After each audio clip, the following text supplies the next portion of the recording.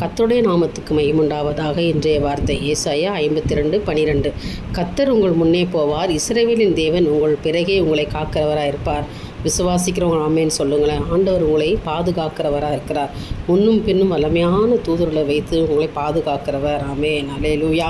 இன்றைய தினம் ஒரு பெரிய பாதுகாப்பை கர்த்தர் உங்களுக்கு கொடுக்க போகிறேன். ஏனென்றால் அவர் முன்னே போய் கோணல் ஆனவிலெல்லாம் செவ்வையாக்குறதே உங்களுக்கு ஒரு பாதையை, ஒரு வழியை கர்த்தர் ஆயத்தப்படுத்துவார் இல்லையா? அந்த வழி உங்களுக்கு இன்பமானதாக இருக்கும்.